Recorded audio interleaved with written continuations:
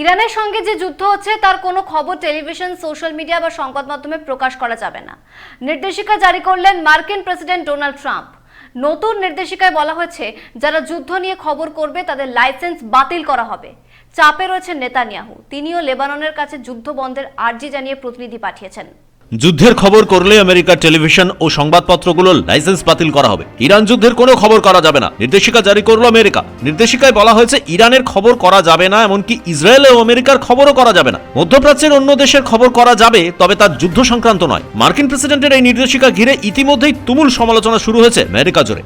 ডেমোক্র্যাটরা বলতে শুরু করেছেন স্বৈরতন্ত্রের একটা শেষ থাকে। মার্কিন প্রেসিডেন্ট ডোনাল্ড ট্রাম্প স্বৈরতন্ত্র চালাচ্ছেন। যুদ্ধে যে পরাজিত হয়েছে আমেরিকা তা স্বীকার করছেন না কেন? মার্কিন প্রেসিডেন্টের মতোই যুদ্ধ নিয়ে এখন মহাচিন্তা ইসরায়েলের প্রধানমন্ত্রী নেতানিয়াহু। গতকাল যে সমীক্ষা প্রকাশ্যে এসেছে, সেই সমীক্ষায় দেখা যাচ্ছে এখনই ইসরায়েলে ভোট হলে পরাজিত হবেন নেতানিয়াহু। 60%-এরও বেশি মানুষ তার বিরুদ্ধে ভোট দিয়েছেন।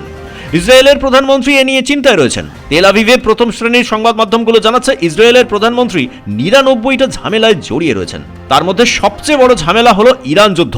ইসরায়েলের মানুষ ভেবেছিলেন হয়তো শেষ পর্যন্ত ইসরায়েলের উপর হামলা চালাতে সক্ষম হবে না ইরান, কিন্তু এখন যে অবস্থায় এসে দাঁড়িয়েছে তাতে ইরান যেভাবে হামলা চালাচ্ছে তা নিয়ে চিন্তায় রয়েছেন সাধারণ মানুষ।